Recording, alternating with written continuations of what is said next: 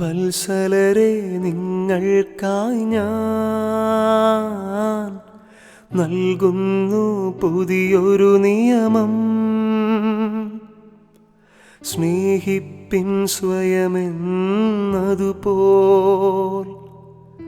അന്യോന്യം നിങ്ങൾ. അന്യോന്യം നിങ്ങൾ.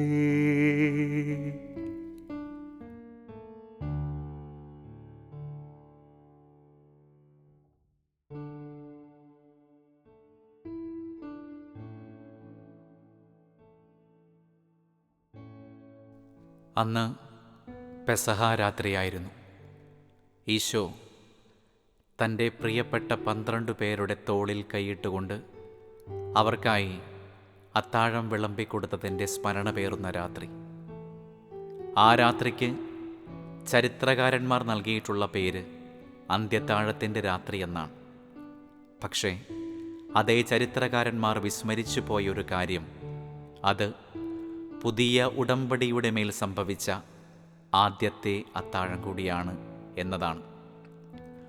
അതുപോലൊരു അത്താഴം ഈ ഭൂമിയിൽ അതിനു പിൻപോ അതിന് ശേഷമോ ആരും നടത്തിയിട്ടില്ല എന്നുള്ളതാണ് മറ്റൊരു യാഥാർത്ഥ്യം. ആ രാത്രിയാണ് ഒരു മനുഷ്യൻ അപ്പമായി മാറിയത്. ആ അത്താഴമേശയ്ക്ക് മുൻപിൽ വെച്ചാണ് വിളമ്പിക്കൊണ്ടിരുന്ന ഒരു മനുഷ്യൻ വിരുന്നായിട്ട് മാറിയത്. ആ അത്താഴമേശയിലാണ് ഉടൽ അപ്പമായിട്ട് മാറിയത്, വെറുമൊരു അപ്പക്കഷണം അപ്പനായിട്ട് മാറിയത്. വിയർപ്പും കണ്ണീരും ചോരയായിട്ട് മാറിയ ഒരു പുതിയ അത്ഭുതം പിറന്നു വീണ രാത്രിയാണ് ആ രാത്രി. 12 പേരെ വിളിച്ചുകൂട്ടി വിഭവങ്ങൾ വിളമ്പിക്കൊടുത്ത ഒരു മനുഷ്യൻ തനിച്ചായിപ്പോയ രാത്രിയാണത്. ചങ്കുപറിച്ച് സ്നേഹിച്ചൊരു മനുഷ്യൻ ചുംബനം കൊണ്ട് ചിന്തപ്പെട്ട ഒരു രാത്രി കൂടിയാണ് ആ രാത്രി. ആ രാത്രി നൂറ്റാണ്ടുകൾക്ക് മുൻപ് കടന്നുപോയെങ്കിലും ഇന്നും ആയിരക്കണക്കിന് എണ്ണിയാലൊടുങ്ങാത്ത അൾത്താരകൾക്ക് മുൻപിൽ അതേ രാത്രി ആവർത്തിക്കപ്പെടുകയാണ്. ക്രിസ്തുവിന് പകരമായിട്ട് അവൻ്റെ ശരീരം മുറിച്ചുകൊടുത്തും ചിന്തപ്പെട്ടും ഒരുപാട് മനുഷ്യർ അതേ രാത്രി സ്നേഹത്തോടുകൂടെ ആവർത്തിക്കുകയാണ്.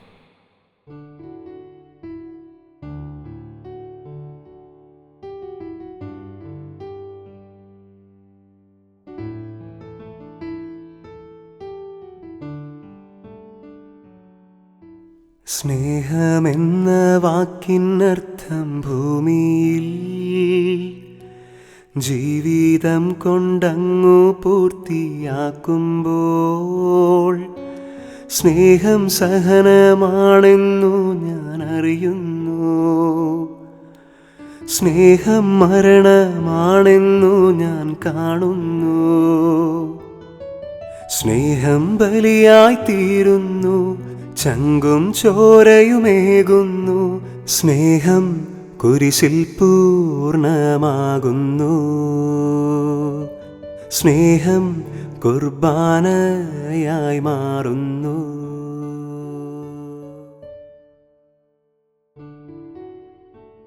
കുറച്ച് വർഷങ്ങൾക്ക് മുൻപ് ഒരു പെസഹ രാത്രി ഒരു വീടിനകത്തേക്ക് പ്രായപൂർത്തിയായിട്ടുള്ളൊരു യുവതി കടന്നു വരുന്നുണ്ട്.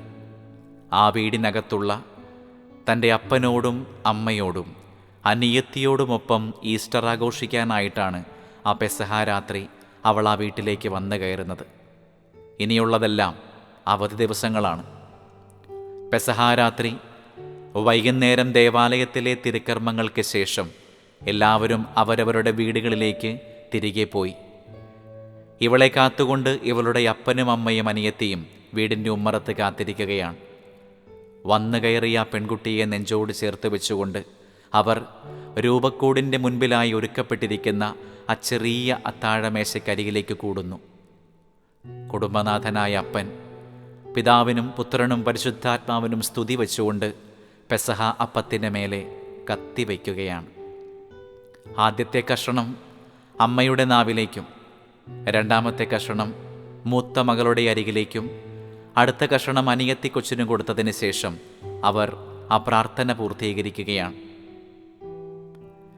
ആ സന്ധ്യാസമയത്തെ പ്രാർത്ഥനയ്ക്ക് ശേഷം അവധിക്കായി വന്ന മൂത്ത മകള് ഒരു കഷണം അപ്പം എടുത്തൊരു പാത്രത്തിലേക്ക് വെച്ചു. ഒരു ഗ്ലാസ് പാലെടുത്തതിന് ശേഷം അവൾ മെല്ലെ വാതിൽ കടന്നുകൊണ്ട് മുറ്റത്തേക്ക് ഇറങ്ങുകയാണ്. അപ്രതീക്ഷിതമായിട്ട് എന്തോ സംഭവിച്ചതുപോലെ അമ്മ ഉറക്കെ ചോദിക്കുന്നുണ്ട്, നീ എങ്ങോട്ടാണ് ഈ അപ്പവും പാലും എടുത്തിട്ട്? അവൾ മറുപടി പറഞ്ഞു, അങ്കിളുടെ വീട്ടിലേക്കാണ്. അതുവരെ ആ കാര്യത്തിൽ ശ്രദ്ധ കൊടുക്കാതിരുന്ന അപ്പൻ കഥാപാത്രം തെല്ല് ദേഷ്യത്തോടുകൂടെയാണ് മുറ്റത്ത് നിൽക്കുന്ന മകളിലേക്ക് നോക്കുന്നത്. അയാളൽപ്പം കിറിവിച്ചുകൊണ്ട് തന്നെ അവളോട് ചോദിക്കുന്നുണ്ട്, നിനക്ക് പ്രശ്നങ്ങളുടെ കാരണങ്ങൾ അറിയാൻ പാടില്ലഞ്ഞിട്ടാണോ? അവർ നമ്മളോട് ചെയ്തു കൂട്ടിയ കാര്യങ്ങൾ മറന്നുപോയതുകൊണ്ടാണോ? എന്തിനാണ് ഇപ്പോൾ അപ്പുറത്തേക്ക് പോകുന്നത്? ആ അപ്പുറത്തെ വീടിനും ഈ വീടിനുമായി ഒരു ഭൂതകാലമുണ്ട്. കുറച്ച് വർഷങ്ങളായി പരസ്പരം സംസാരിക്കാത്ത കൂടപ്പിറപ്പുകളാണ് അപ്പുറത്തും ഇപ്പുറത്തുമായി താമസിക്കുന്നത്. പെസഹ അപ്പം മുറിച്ച് മകളുടെ കയ്യിലേക്ക് കൊടുത്ത ആ അപ്പന് വർഷങ്ങളായിട്ട് തൊട്ടപ്പുറത്ത് താമസിക്കുന്ന തൻ്റെ അനിയനോട് സംസാരിക്കാൻ പറ്റിയിട്ടില്ല. മുറിച്ചു കൊടുത്ത ആ വലിയ പറമ്പിനെ പ്രതിയുള്ള വലിയൊരു പ്രതികാരവും പകയും അവർക്കിടയിൽ മുടങ്ങാതെ ഉയരാൻ തുടങ്ങിയിട്ട് വർഷങ്ങളായി. അപ്പനെ പേടിയുള്ള 2 മക്കളും അപ്പനോട് ബഹുമാനവും ആദരവും ഭയവുമുള്ള ഭാര്യയും ഒരിക്കൽ പോലും അപ്പൻ്റെ വാക്ക് ധിക്കരിച്ച് അപ്പുറത്തെ വീട്ടിലേക്ക് പോയിട്ടില്ല. ആ വാക്ക് ആദ്യമായിട്ട് ധിക്കരിക്കപ്പെട്ട പെസഹ രാത്രിയാണത്. അപ്പൻ അവളോടാവും വിധം ശാസനയായിട്ടും ദേഷ്യമായിട്ടും പറഞ്ഞു നോക്കി. ഇതും കൊണ്ട് ആ മുറ്റത്തേക്ക് പോയാൽ അപ്പൻ ഈ വീട്ടിൽ നിന്ന് ഇറങ്ങിപ്പോകും. ഒരു പെസഹ രാത്രി സംഭവിക്കാൻ പാടില്ലാത്തത് സംഭവിക്കുകയാണ്. അവൾ ഇറങ്ങിയ പോലെ തന്നെ കയ്യിൽ ആ അപ്പവും പാലുമായിട്ട് സ്വന്തം അപ്പൻ്റെ അരികിൽ വന്നു നിന്ന് ആദ്യമായിട്ട് ആ അപ്പൻ്റെ മുഖത്ത് നോക്കി ചോദിച്ചു, പപ്പേ, എന്തിനാണ് ഈ പെസഹ രാത്രി ഈ അപ്പം നമ്മൾ മുറിച്ചത്? ഞാനോ ഇവളോ ആരോടെങ്കിലും പകയോ വെറുപ്പോ കൊണ്ടു നടക്കുമ്പോൾ മോളെ അങ്ങനെ ചെയ്യരുതെന്ന് ഞങ്ങളെ പഠിപ്പിച്ചു തരേണ്ട ആളുകളല്ലേ നിങ്ങൾ 2 പേരും? എത്ര നാളായി ഞാനും അവളും അങ്കിളിൻ്റെ വീട്ടിലേക്ക് പോയിട്ട്? എത്ര നാളായി ഞാൻ അവരോടൊക്കെ ഒന്ന് സംസാരിച്ചിട്ട്? ഇന്ന് രാത്രി ഈ പെസഹ അപ്പം ഭക്ഷിക്കുന്ന നേരത്തെങ്കിലും അപ്പനിതൊക്കെ മറന്നുകൂടെ? പപ്പയ്ക്ക് ഞങ്ങളോടൊപ്പം വന്നുകൂടെ? ഇനിയും എത്ര കാലമാണ് ഈ വഴക്കും സങ്കടവുമായി ഞങ്ങൾ ജീവിക്കുന്നത്? ആദ്യമായിട്ട് സ്വന്തം മകൾ തന്നോട് ചോദ്യമുതിർക്കുന്നത് കണ്ട് ഞെട്ടല് മാറാതെ നിൽക്കുകയാണ് ആ അപ്പൻ കഥാപാത്രം. അന്ന് രാത്രി ആ സായാഹ്നത്തിൽ ആ ഭവനത്തിനകത്ത് മുറിക്കപ്പെട്ട പെസഹ അപ്പത്തിൻ്റെ അത്ഭുതമാണോ അവിടെ സംഭവിച്ചതെന്നറിയില്ല. ഒരക്ഷരം പോലും മിണ്ടാതെ നിനക്ക് തോന്നുന്നത് നീ ചെയ്യുക എന്ന് മാത്രം ആ മനുഷ്യൻ പറഞ്ഞു. കയ്യിലെ അപ്പക്കഷണവും പാലുമായിട്ട് അപ്പുറത്തെ വീട്ടിലേക്ക് കൊല്ലങ്ങൾക്ക് ശേഷം ആ പെണ്ണ് കടന്നു ചെന്ന് വാതിൽക്കലെ കോളിംഗ് ബെല്ലിൽ അമർത്തി കഴിയുമ്പോൾ വാതിൽ തുറന്നു വന്നതൊരു സ്ത്രീയാണ്.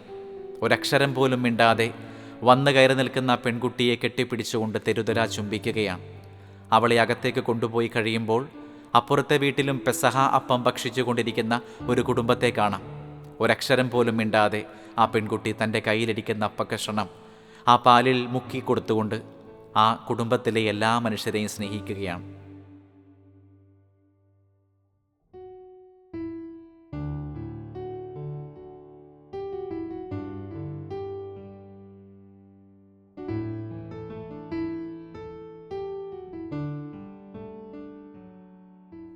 തിരുവത്താഴത്തിൻ്റെ പുണ്യസ്മരണയിൽ തീയായി നാവിൽ പടരാനായി ദൈവമിതാ തിരുവോസ്തിയായി രൂപം പ്രാപിച്ചണയുന്നു. തിരുരക്തത്തിൻ ശോണിമയാർ നിന്നണയുന്നു. ഉള്ളിൽ തീയായുയരുന്ന ദിവ്യകാരുണ്യച്ചൂടിൽ പാപത്തിൻ ശാപങ്ങളെരിയണം. സ്നേഹത്തിൻ തീനാളം പടരേണം.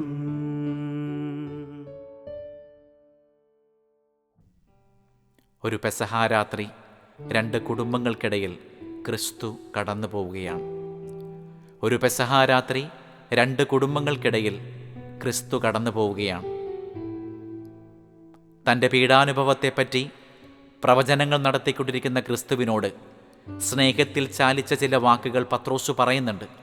ഈശോ പറയുന്നുണ്ട്, ഞാൻ വിധിക്കപ്പെടാനായിട്ട് പോകുന്നു, ഞാൻ കുരിശുമരണത്തിലേക്കായിട്ട് യാത്രയാകുന്നു, എൻ്റെ ശരീരത്തിന് മുകളിൽ ചാട്ടയടികൾ വീഴും, എൻ്റെ കൈകാലുകളിൽ ആണികൾ ആഴ്ന്നിറങ്ങും. അതൊരു വല്ലാത്ത പീഡാനുഭവ പ്രവചനമായിരുന്നു. തൻ്റെ പ്രിയപ്പെട്ട ഗുരുവിൻ്റെ മേലെ ഇതുപോലെയുള്ള വേദനയുടെ തീത്തൈലങ്ങൾ വന്നു വീഴുമെന്നുള്ള വാർത്ത കേട്ടപ്പോഴാണ് പത്രോസിൻ്റെ നെഞ്ചു പൊള്ളുന്നത്. അതുകൊണ്ട് തന്നെ അതേ സ്നേഹത്തിൽ പത്രോസ് തൻ്റെ പ്രിയപ്പെട്ട ഗുരുവിനെ ചേർത്ത് നിർത്തി പറയുന്നുണ്ട്, നിനക്കിത് സംഭവിക്കാതിരിക്കട്ടെ. ഒരു തരത്തിലുള്ള ആശ്വാസവും തോന്നാതിരുന്ന ആ ക്രിസ്തു പത്രോസിനെ വിളിച്ചത്, സാത്താനെ, നീ ദൂരേക്ക് മാറി നിൽക്കുക എന്നുള്ളതാണ്. പത്രോസിനോട് ക്രിസ്തു പറഞ്ഞ ആ വാചകം, നിന്റെ ചിന്ത ദൈവീകമല്ല മാനുഷികമാണ് എന്നുള്ളതാണ്. പെസഹ അപ്പം മുറിച്ച് സ്വന്തം മകളുടെ വായിലേക്ക് പ്രാർത്ഥനാപൂർവം വെച്ചുകൊടുത്ത ആ അപ്പൻ്റെ ചിന്ത മാനുഷികമായിരുന്നുവെന്ന് കൃത്യമായിട്ട് നമുക്ക് പിടികിട്ടും. പക്ഷേ കൊല്ലങ്ങളായിട്ട് വഴക്കും വിരോധവും പകയും പ്രതികാരവും നിലനിന്നിരുന്നൊരു വീട്ടിലേക്ക് ഒരു പെണ്ണ് പെസഹ അപ്പത്തിൻ്റെ കഷ്ണവുമായിട്ട് പോകും വഴി തിരിഞ്ഞു നിന്നുകൊണ്ട് അപ്പനോട് ചോദിക്കുന്ന ചോദ്യമുണ്ട്, പപ്പേ, ഞങ്ങളോട് പകയരുത്, പ്രതികാരമരുത് എന്ന് പറഞ്ഞു തരേണ്ട ആളല്ലേ എന്ന് ആ മകള് ചോദിക്കുമ്പോൾ ആ ചോദ്യത്തിനും ക്രിസ്തുവിൻ്റെ ചോദ്യത്തിനും തമ്മിൽ സാമ്യം വരികയാണ്. അവൾ ചിന്തിക്കുന്നത് ദൈവം ചിന്തിച്ചതുപോലെയാണ്.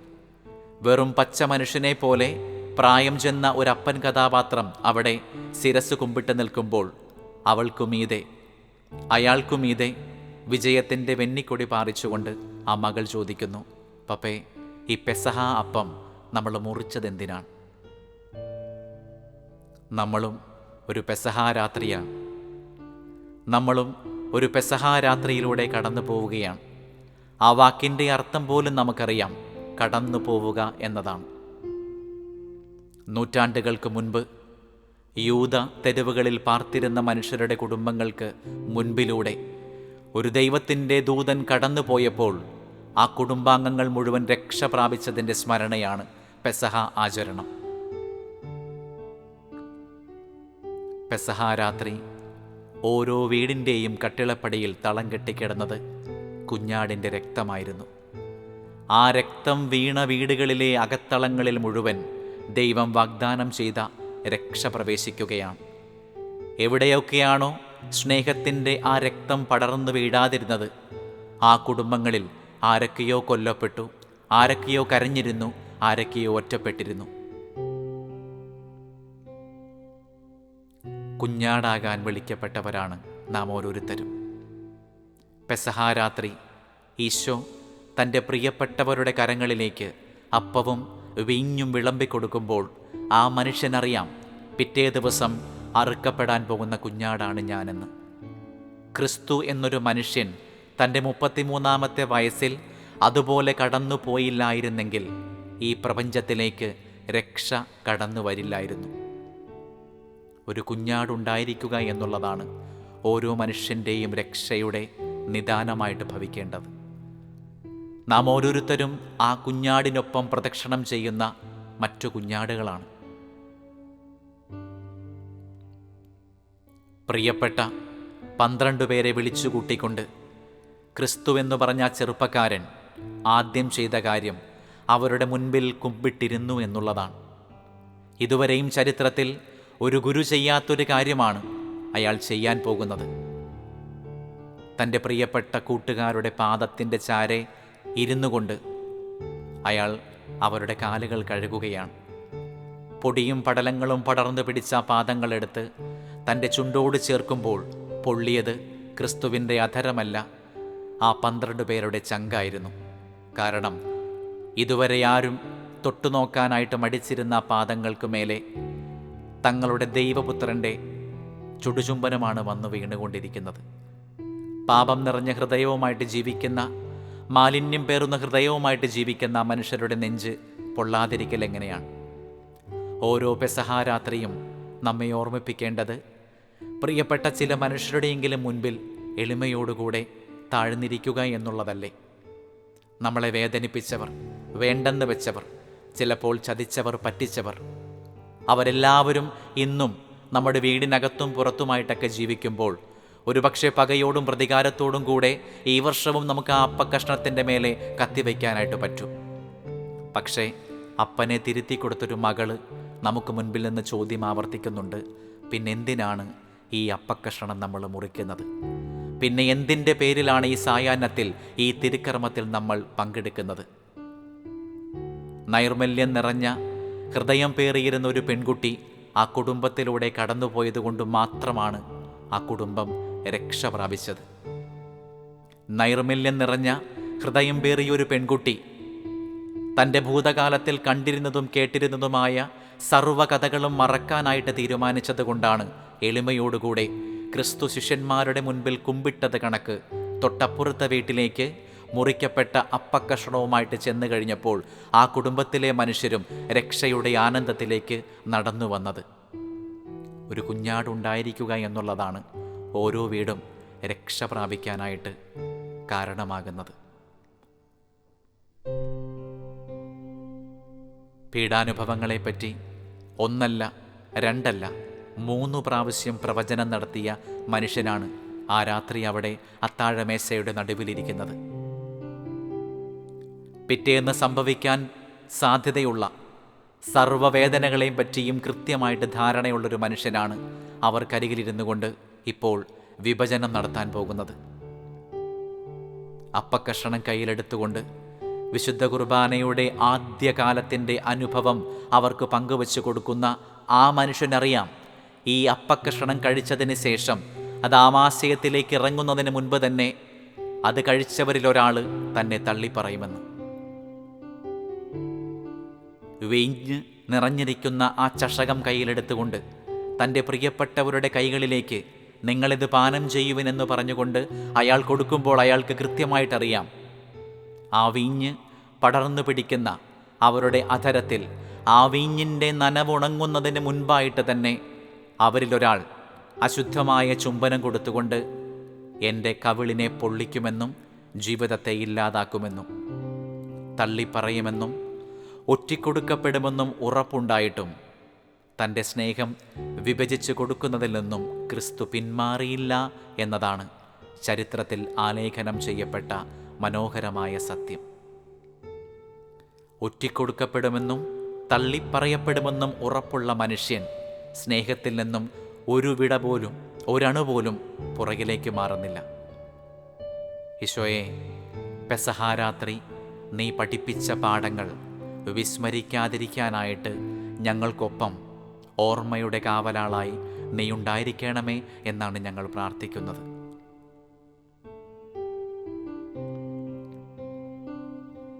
തൻ്റെ പ്രിയപ്പെട്ടവരുടെ അരികിലിരുന്നു കൊണ്ട് തിരുശരീരവും രക്തവും അവർക്ക് വിഭജിച്ച് നൽകിയതിന് ശേഷം ആ മനുഷ്യൻ ഇറങ്ങിപ്പോകുന്നത് ഗെത്സമൻ എന്ന് പറഞ്ഞൊരു തോട്ടത്തിലേക്കാണ്. ഏകാന്തത തളം കെട്ടിക്കിടക്കുന്ന ആ തോട്ടത്തിലേക്ക് കത്തിയെരിയുന്ന ഒറ്റമരം പോലെ ഒരു മനുഷ്യൻ തനിച്ചാകാൻ പോവുകയാണ്. ഒറ്റപ്പെടുമെന്നുറപ്പുണ്ടായിട്ടും കൂട്ടിരിക്കാനായിട്ട് 1-2 പേരെ അവൻ കൊണ്ടുപോയായിരുന്നു. പ്രതീക്ഷിച്ചതുപോലെ രക്തം വിയർത്തു പ്രാർത്ഥിച്ച, കഴിയുമെങ്കിൽ ഈ പാനപാത്രം ഒന്നൊഴിവാക്കി തരണമേ എന്ന് സ്വർഗത്തെ നോക്കി യാചിച്ച ആ സായാഹ്നത്തിൽ തന്നെ പ്രിയപ്പെട്ടവർ അരികിലിരുന്ന് ഉറക്കം തൂങ്ങുന്നത് കണ്ട് സങ്കടപ്പെട്ടു പോയൊരു മനുഷ്യൻ കൂടിയാണ് ക്രിസ്തു. സ്നേഹമുള്ളവരെ, ചിലപ്പോഴെങ്കിലും 102 ഡിഗ്രി പനി പിടിച്ചുകൊണ്ട് മുറിയിൽ കിടന്ന സമയത്ത് ഒരു തുണി നനച്ച് നെറ്റിയിലിട്ട് തരാനായിട്ട് ആരുമില്ലല്ലോ എന്ന് നമ്മൾ സങ്കടപ്പെട്ടത് ഗെത്സമനിൽ ക്രിസ്തു സങ്കടപ്പെട്ടതിന് സമാനമാണ്, തീവ്രത കുറവെങ്കിലും. ആശുപത്രിയിൽ കിടക്കുന്ന സമയത്ത് ആരും കൂട്ടിനിരിക്കാത്ത സങ്കടം പേറിക്കൊണ്ടാണ് ചില ദിവസങ്ങളിലെങ്കിലും നമ്മളിൽ ആരെങ്കിലുമൊക്കെ ആ രാത്രിയെ അതിജീവിക്കാനായിട്ട് പരിശ്രമിച്ചത്. കൂടെ കൊണ്ടുപോയ മനുഷ്യരെല്ലാവരും ചൂട് തേടി ഉറങ്ങിപ്പോയതുപോലെ ബന്ധുക്കളും മിത്രങ്ങളും മക്കളോ മാതാപിതാക്കളോ എല്ലാം സുഖമായിട്ടുറങ്ങിയ സമയത്ത് ജ്വരക്കിടക്കയിൽ തണുപ്പും ചൂടും മരവിപ്പും സഹിക്കാനാകാതെ ഒറ്റയ്ക്ക് കിടന്ന ആ രാത്രികളെ ഓർമ്മിപ്പിക്കുന്ന വിധം ഗെത്സമനിയിലെ രാത്രി നമ്മൾ വീണ്ടും ഓർക്കുകയാണ്. തനിച്ചായ പോയവർക്കും ഒറ്റപ്പെട്ടു പോയവർക്കും ഒരു ഗതിയും പരഗതിയുമില്ലാതെ സഹനത്തിലേക്ക് നടന്നു നീങ്ങേണ്ടവർക്ക് ക്രിസ്തു ഒരു വഴിവിളക്കാണ്. നമുക്ക് മുൻപേ കടന്നുപോയ ആ മനുഷ്യൻ എല്ലാ സങ്കടങ്ങളും കണ്ടിട്ടുള്ള മനുഷ്യനാണ്. എല്ലാ ഒറ്റപ്പെടലിനെയും അതിജീവിച്ച മനുഷ്യനാണ്. എല്ലാ കുരിശിലെയും വേദനയെ പുണർന്ന മനുഷ്യനാണ്. പെസഹ കടന്നുപോകലാണ്. ആരൊക്കെയോ നമുക്ക് മുൻപിൽ സ്നേഹത്തിൻ്റെ രക്തം ചൊരിഞ്ഞുകൊണ്ട് കടന്നുപോയതിനാൽ സന്തോഷിക്കുന്നവരാണ് നമ്മളെല്ലാവരും, ആനന്ദിക്കുന്നവരാണ് നമ്മളെല്ലാവരും. ഒരപ്പക്കഷണത്തിൽ അപ്പനുണ്ടെന്നാണ് പെസഹ രാത്രി നമ്മോട് പറഞ്ഞുകൊണ്ടിരിക്കുന്നത്. പഴയ നിയമത്തിലെ വിശുദ്ധ ഗ്രന്ഥത്തിൻ്റെ ആ പുസ്തകത്താളുകളിൽ മുഴുവൻ ഈ പെസഹ രാത്രിയെപ്പറ്റി പരാമർശം നടത്തിയിട്ടുള്ള എല്ലായിടങ്ങളിലും കുഞ്ഞാടിൻ്റെ രക്തത്തുള്ളി തളം കെട്ടി കിടക്കുന്നുവെന്നാണ് നമ്മൾ വായിക്കുന്നത്. സ്നേഹമുള്ളവരെ, നമ്മുടെ ഓരോരുത്തരുടെയും വീടിൻ്റെ കട്ടിളപ്പടികളിൽ ഒരപ്പൻ്റെ രക്തത്തുള്ളികൾ വീണിട്ടുണ്ട്. ഒരുപക്ഷെ അത് ശരീരം നൊന്ത് ഇറ്റിറ്റു വീണ ചോരത്തുള്ളികളല്ല. ഒരു കുടുംബത്തിലെ മക്കളുടെയും അയാൾ കെട്ടിക്കൊണ്ടുവന്ന ഭാര്യയുടെയും അയാൾക്ക് ജന്മം നൽകിയ മാതാപിതാക്കളുടെയും വയറിൽ വിശപ്പ് പൊരിയാതിരിക്കാനായിട്ട് പൊരിവെയിലേക്ക് പോയി പണിയെടുത്ത് തിരിച്ചു വന്നപ്പോൾ ആ വീടിൻ്റെ കട്ടിളപ്പടിയിൽ ഇറ്റിറ്റു വീണ വിയർപ്പ് തുള്ളികൾക്കും പഴയ നിയമത്തിലെ കുഞ്ഞാടിൻ്റെ രക്തത്തുള്ളികൾക്കും ഒരേ രുചിയാണ്, സ്നേഹത്തിൻ്റെ. ഒരപ്പൻ അലയാൻ വേണ്ടി ഉണ്ടായിരുന്നത് കൊണ്ടാണ് ആ വീടിനകത്ത് പാർത്തവർക്ക് തണലേൽക്കാനായിട്ട് സാധിച്ചത്. ഒരപ്പൻ പണിയെടുക്കാനായിട്ട് തയ്യാറായതുകൊണ്ടാണ് ആ വീടിനകത്തുള്ള കുഞ്ഞുങ്ങൾക്ക് ഭക്ഷണം കഴിക്കാനായിട്ട് പറ്റിയത്. പാതിരാത്രിയിലും ഉച്ചവെയിലിലും പൊള്ളിപ്പോയ പനിയും പിടിച്ച് കിടക്കുന്ന മക്കളെയും ഭാര്യയും എടുത്തുകൊണ്ട് ഒരപ്പൻ ഓടാനുണ്ടായിരുന്നത് കൊണ്ടാണ് അവർക്ക് ആരോഗ്യം ലഭിച്ചത്. ആ അപ്പൻ്റെ വിയർപ്പ് തുള്ളികൾ കട്ടിളപ്പടികളിൽ വീണത് കൊണ്ടാണ് ആ കുടുംബത്തിൻ്റെ അകത്തേക്ക് രക്ഷ കടന്നു വന്നത്. ഒരമ്മ സൂര്യൻ ഉദിക്കുന്നതിന് മുൻപേ ഉണരാനായിട്ട് വീട്ടിലുള്ളത് കൊണ്ടാണ് ഗെത്സമേൻ തോട്ടത്തിലെ നിലാവെളിച്ചം പോലെ നമ്മുടെ ഓരോരുത്തരുടെയും ജീവിതത്തിലേക്ക് ചില സമാധാനത്തിൻ്റെയും സന്തോഷത്തിൻ്റെയും നിലാവെളിച്ചങ്ങൾ ഇറ്റിറ്റു വീണത്. അമ്മയുടെ വിയർപ്പ് തുള്ളികൾ വീഴാത്ത ഏത് അടുക്കളയാണ് നമുക്കുള്ളത്? അമ്മയുടെ വിയർപ്പ് തുള്ളികൾ പൊടിഞ്ഞു വീഴാത്ത ഏത് അലക്കുകല്ലുകളാണ് നമ്മുടെ വീട്ടിലുള്ളത്? സൂര്യൻ ഉദിക്കുന്നതിന് മുൻപേ ഉണരുകയും അസ്തമിച്ചതിന് ശേഷം കിടക്കുകയും ചെയ്യുന്ന ആ സ്ത്രീയുടെ ശരീരത്തിലൂടെ ഓടുന്ന രക്തത്തുള്ളികൾക്കും പഴയ നിയമത്തിലെ കട്ടിൽപ്പടിയിൽ വീണ രക്തത്തുള്ളികൾക്കും ഒരേ തീവ്രതയാണ്, ഒരേ സ്നേഹമാണ്. പെസഹ നമ്മെ ഓർമ്മിപ്പിക്കുന്നത് ക്രിസ്തു കടന്നുപോയതുപോലെ കടന്നു പോവുക എന്നുള്ളതാണ്. ഒറ്റിക്കൊടുത്തവനെ സ്നേഹിച്ച്, തള്ളിപ്പറഞ്ഞവനെ സ്നേഹിച്ച്, ഓടിയൊളിച്ചവരെ പിറ്റേന്ന് ഉയർത്തെഴുന്നേറ്റതിന് ശേഷം അന്വേഷിച്ച് കണ്ടുപിടിച്ച് അവർക്കു വേണ്ടി പ്രാതലൊരുക്കി ഒരു മനുഷ്യൻ കടന്നുപോയതുപോലെ സ്നേഹിക്കുന്നവരെയും സ്നേഹിക്കാത്തവരെയും, ചേർത്ത് നിർത്തിയവരെയും ചതിച്ചവരെയും വീണ്ടും സ്നേഹിച്ച് ഒരുപക്ഷെ വീണും എഴുന്നേറ്റും നിന്നും നിലവിളിച്ചുകൊണ്ടും നമ്മളും കടന്നു പോകുമ്പോൾ നമ്മോടൊപ്പം പാർക്കുന്ന മനുഷ്യരാണ് ദൈവം വാഗ്ദാനം ചെയ്തിട്ടുള്ള രക്ഷ അനുഭവിക്കാൻ പോകുന്നത്. പെസഹ രാത്രിയിലൂടെ ക്രിസ്തു കടന്നുപോയതുപോലെ ഞങ്ങളുടെ ജീവിതത്തിൻ്റെ ഇരുളടഞ്ഞ ദിനങ്ങളിലൂടെ കടന്നു പോകാനായിട്ട്, ഞങ്ങളുടെ ജീവിതത്തിൻ്റെ ഗെത്സമേൻ തോട്ടത്തിലൂടെ കടന്നു പോകാനായിട്ട്, ഞങ്ങളുടെ ജീവിതത്തിൻ്റെ കാൽവരി മലകളിലൂടെ കയറി പോകാനായിട്ട്, ഒടുവിൽ ഞങ്ങളുടെ ജീവിതത്തിൽ തന്നെ ഉയർപ്പനുഭവിക്കാനായിട്ട് ഞങ്ങളെ അങ്ങ് സഹായിക്കണമേ ഈശോയെ എന്ന് പ്രാർത്ഥിച്ചുകൊണ്ട് ഈ പെസഹ ദിനം പ്രാർത്ഥനയോടും വിശുദ്ധ കുർബാനയോടും എളിമയോടും കൂടെ നമുക്കായിരിക്കാം.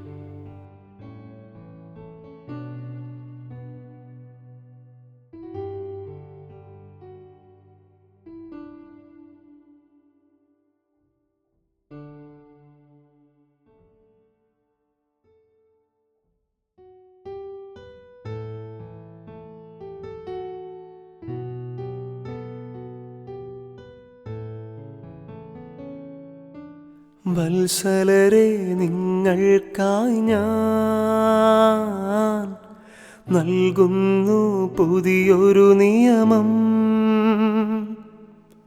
സ്നേഹിപ്പിൻ സ്വയമെന്നതുപോൽ അന്യോന്യം നിങ്ങൾ